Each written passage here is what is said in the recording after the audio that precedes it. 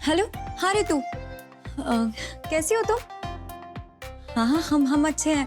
अच्छा सुनो, हमें ना तुमसे एक बहुत जरूरी मदद चाहिए थी।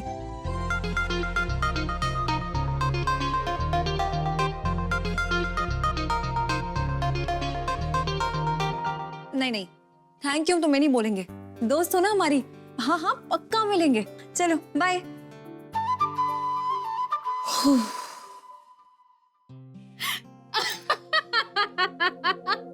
अरे बाप रे, कैसी कहानी लिखते हो मतलब। नहीं तो अरे आप दोनों पढ़ेंगे, आपको भी मजे आ जाएंगे।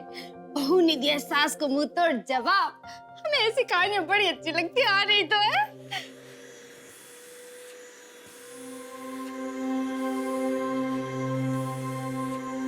कौन पगला गया है? पत्ते चढ़ गया। नहीं तो बबीता रानी, हमें लगता है वो चश्मिश बावली बिलौट ने अपना सिर विल फुड़वा लिया है। चलो चल के देखे, चलो भाभी।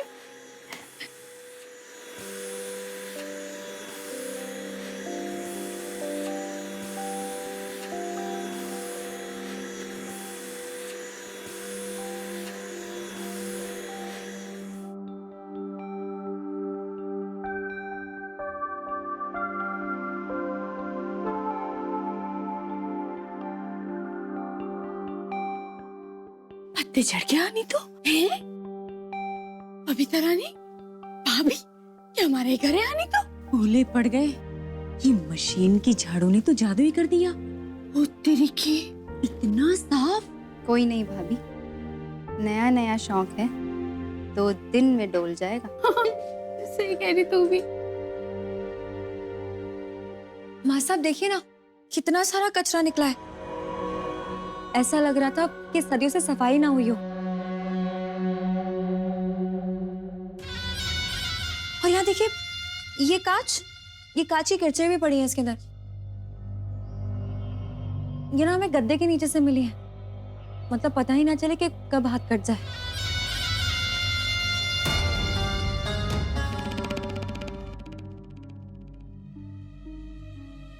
सही कह रही है परी, ये तीनों की तीनों एकदम निकम्मी है। आज तो मेरी आंखें भी सफाई देख पा रही है।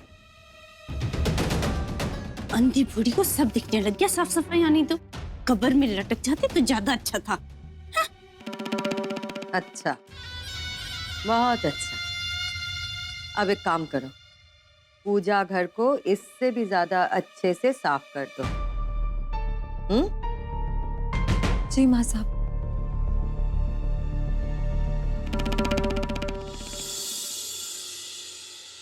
माँ साहब, मेहमान आ गए हैं।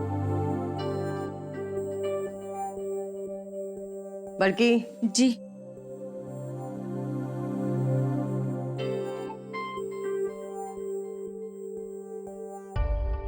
आई। और तुम पहले सबके लिए चाय लेके आ। और सुन, अपने पाँव पे ध्यान देना, मेहमान के सामने कोई तमाशा करना नहीं। ये रस्सी अपने पाँव तक ही रखना, समझ गई? जी माँ साहब। जा। नमस्ते माँ साहब। नमस्ते माँ साहब। जय सिया राम। आइए।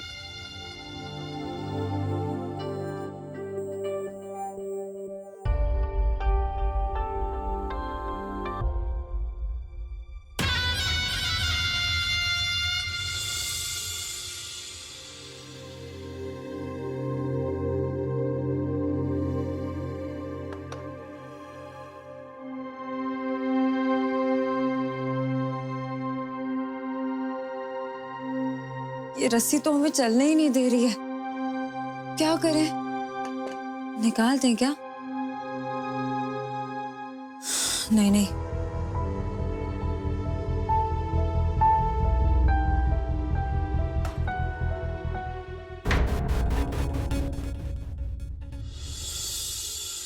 अरे शत्रु शांत हो जाओ, आराम से। नहीं भैया, दूध सागर और माँ साहब के खिलाफ पूरे लखनऊ में बकैती करता फिर रहे हैं, छोड़ेंगे नहीं हम उसे। पर तू, तुम्हारा ये गुस्सा है ना, एक दिन हम सबको ले डूबेगा।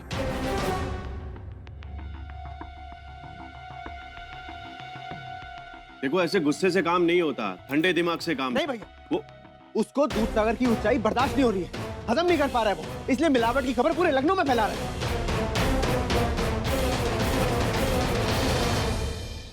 लेकिन भैया ऐसे कब तक बेकार माल बेचेगा वो? अरे हमारे जूते की धूल है वो, वही रहेगा। लेकिन इस सारे तमाशे की जड़ वो है जिसने मिलावट की।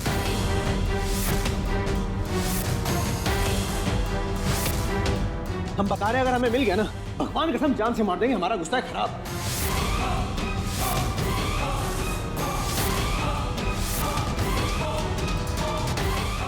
जिंदगी भर जेल में चट्टी बिछवाएंगे।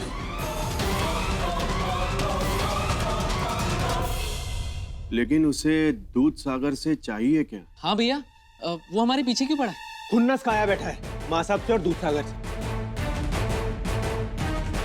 पर सारी बुराइयां करने के बाद भी उसकी सेल जो की त्यों हुई है ना, बढ़ेगी भी नहीं। गलत काम से किसी का भला नहीं हुआ। बढ़ेगी भी नहीं भैया, दूध सागर के सामने वो चींटी है, चींटी। मिल्क इंडस्ट्री एसोसिएशन की मीटिंग में मिला था, कह दिया हमने उखाड़ ले जो उखाड़ना है, पर दूध सागर का बाल भी बाका नहीं कर पाएगा। ये सत्तू जी किसके बारे में बात कर रहे हैं? शांत हो जाइए सत्तू भैया। हाँ भैया, आप शांत हो जाइए। माँ साहब के मेहमान अंदर बैठे हुए हैं, यहाँ नहीं तो। क्या सोचेंगे वो, यहाँ हम इतनी जोर जोर से बातें कर रहे हैं। सही कह रही है बबीता। बबीता, बड़ी भाभी, चलिए हम लोग मेहमानों के पास अंदर चलते हैं। हाँ, आप लोग भी थक गए होंगे, जाके कपड़े बदल लीजिए। हाँ, कपड़े बदल के आराम कर लीजिए आप।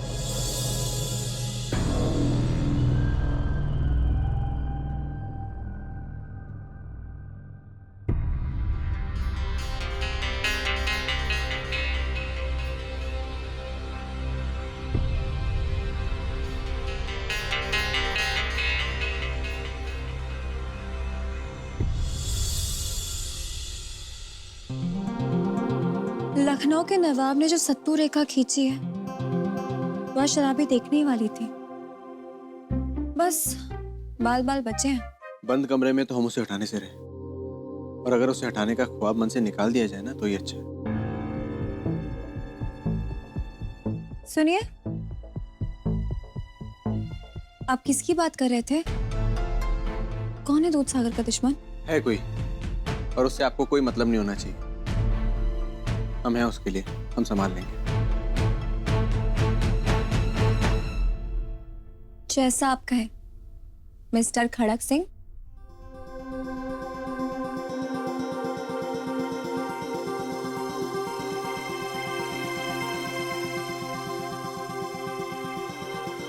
अब क्या हो गया इन्हें?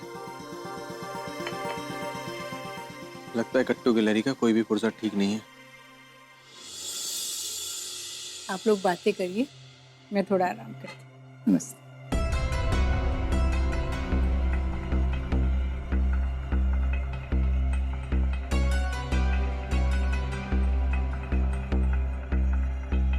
गिरेगी।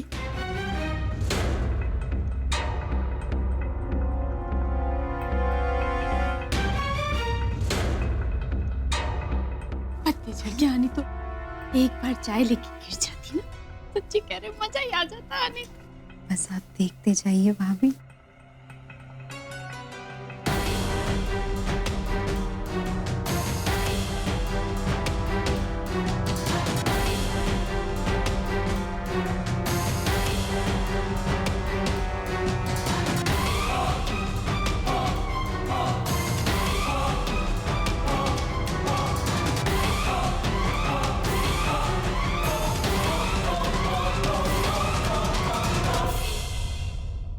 माँ साहब, वो आदमी बहुत गलत है। सुनने में आया है कि वो आपके और आपकी फैक्ट्री दूध सागर के खिलाफ कोई बहुत बड़ा कदम उठाने वाला है।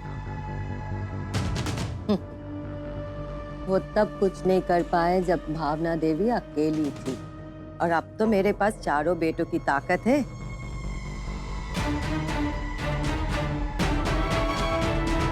खास करके मेरी सत्तू की। ऐसे में तो उसे माँ साहब से डर के रहना चाहिए। वाह वाह बहू, चाय तो बड़ी कमाल की बनाई है।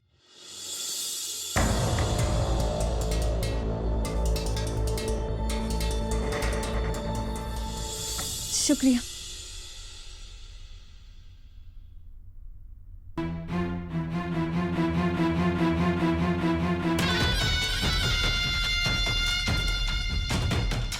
देखो शायद बाहर तुम्हें बुला रहा है कोई।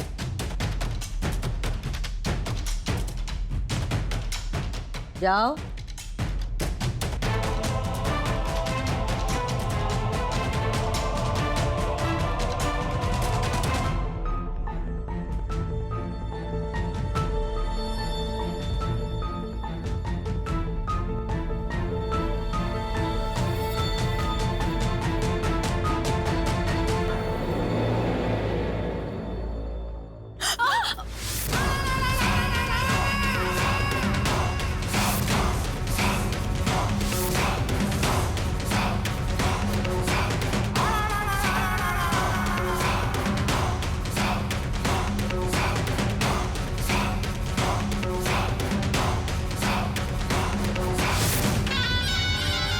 अरे बहन उठो उठो बेचारी। अरे ज्यादा तो नहीं लगे हैं? नहीं, हम ठीक है भाभी। हाँ फिर ठीक है। माँ साहब, ये बहू के पैर में पायल की जगह रस्सी कैसी?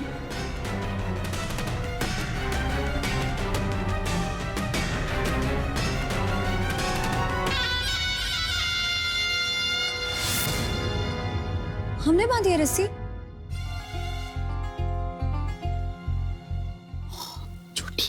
रस्सी क्यों? वो क्या है ना, हमें ना साड़ी पहन के चलने में तकलीफ होती है, चला ही नहीं जाता ठीक से। कभी कभी तो बहुत मुश्किल भी होती है हमें।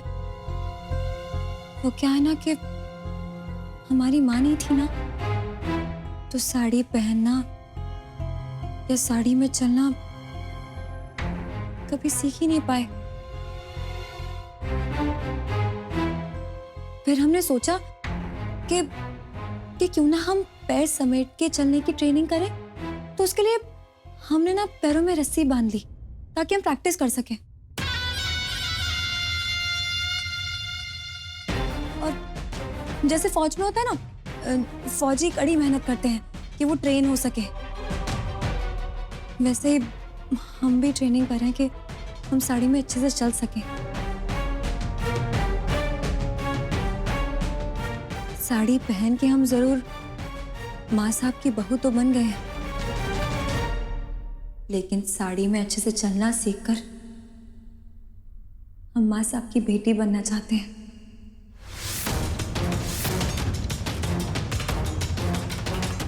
और अगर हम सलवार सूट जीन्स में अच्छे से चल सकते हैं तो भला साड़ी में चलना क्यों नहीं सीख सकते हम?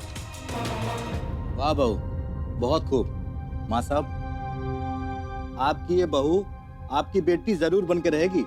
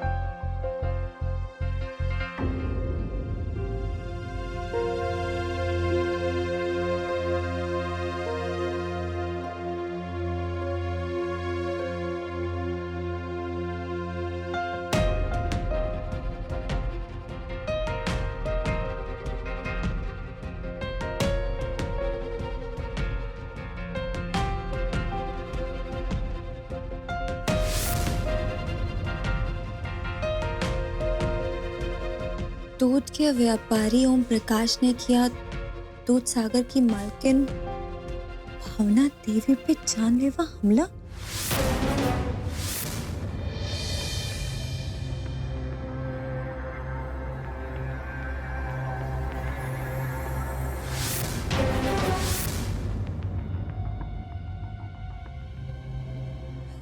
वही तो आदमी था जिसकी आवाज हमें आई थी, जो मंदिर में माँ साहब के बारे में पूछ रहा था। इस साल पूजा के लिए दूध सागर से भावना देवी नहीं आई। उसको दूध सागर की ऊंचाई बर्दाश्त नहीं हो रही है, इसलिए मिलावट की खबर पूरे लखनऊ में फैला रहा है। खुन्नस खाया बैठा है माँ साहब से और दूध सागर से। हे भगवान, इसका मतलब माँ साहब की जान एक बार फिर से खतरे में। हे भगवान, हमें बहुत मुश्किल से माँ मिली है। आप तो जानते हैं ना कि हमने बचपन से लेकर आज तक सिर्फ एक ही सपना देखा है, हमारी माँ का सपना। हमें सत्तू जी को जल्द से जल्द सब कुछ बताना होगा। लेकिन नहीं, अगर ये हमारा वहम हुआ तो?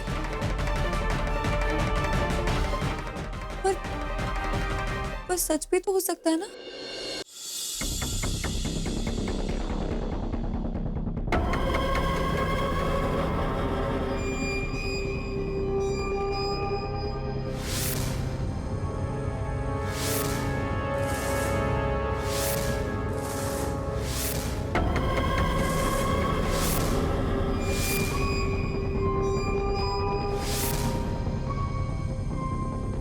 ओम प्रकाश जी, दूध सागर के दूध की पहचान यही है कि उसमें मिलावट नहीं होती, और ये ऐसा ही है और ये एकदम शुद्ध है। सत्तू जी, अपनी नजर में सब लोग साफ ही होते हैं, लेकिन आपके दूध सागर पे दूध में मिलावट का केस हुआ था, ये तो झूठ नहीं है ना?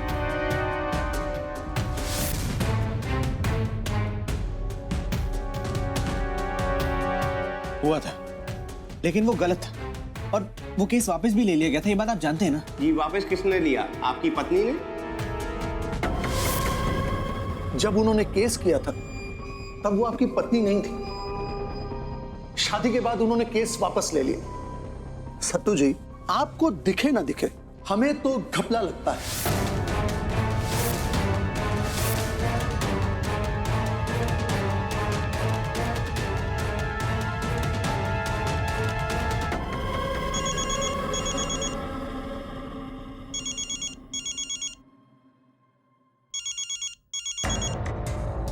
हम 1 मिनट में।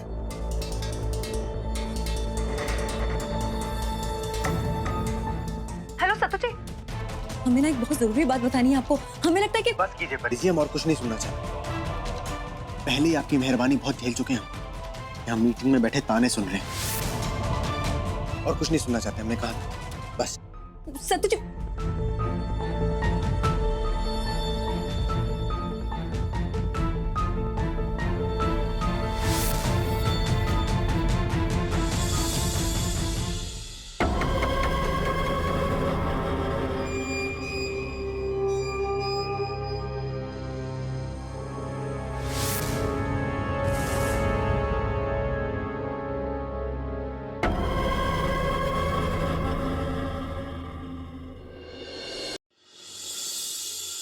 क्या हुआ चाची? आप परेशान लग रहे हो। तुम्हारे चाचू बहुत नाराज हैं हमसे। हमने एक बहुत जरूरी बात बताने के लिए उन्हें फोन किया था, लेकिन उन्होंने डांट के हमारा फोन ही काट दिया। वो लखनऊ मिल्क प्रोड्यूसर्स सोसाइटी की मीटिंग में गए हुए हैं ना। और ऐसी भी क्या बात आ गई कि आपने अभी कॉल कर दिया?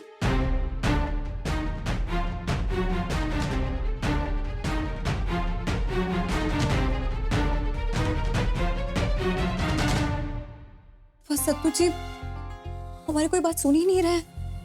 क्या करें हम? अच्छा हुआ ना चाचू ने कुछ सुना नहीं। वैसे भी वो दूध की मिलावट के केस में वैसे ही इतनी प्रॉब्लम हो चुकी है। मगर सुमन, हमें बताना तो होगा ना उन्हें। चाची, अभी आपको सिर्फ शक है ना, क्या पता गलत भी हो। फिर तो चाचू और नाराज हो जाएंगे ना। ये बात तो सही कह रही हो तुम सुमन। आप पहले श्योर हो जाइए चाची, फिर चाचू को बताइएगा कि वो मंदिर में माँ साहब को पूछ रहा था, नहीं तो बेकार में बवाल खड़ा हो जाएगा।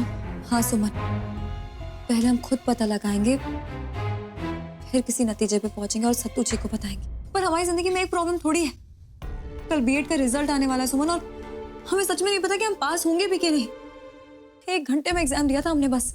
अरे मेरी चाची एवं थोड़ी ना है, देखिएगा आप आराम से पास हो जाओगे।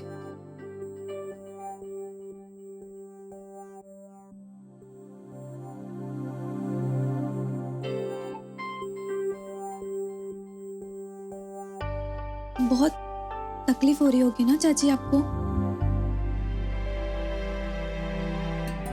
नहीं, बचपन की रस्सी कूद की याद आ गई। पता है सुमन, अगर माँ पास ना हो तो बहुत नुकसान होता है। ना तो हमें साड़ी पहनना आती और ना ही ठीक से चलना। और अब माँ साहब है ना, वही हमारी माँ है, वही सिखा देंगी हमें सब कुछ। और तुम देखना सुमन, एक दिन हम भी उनका दिल जीत लेंगे। लेकिन अभी इस आदमी के बारे में पता लगाना ज्यादा जरूरी है।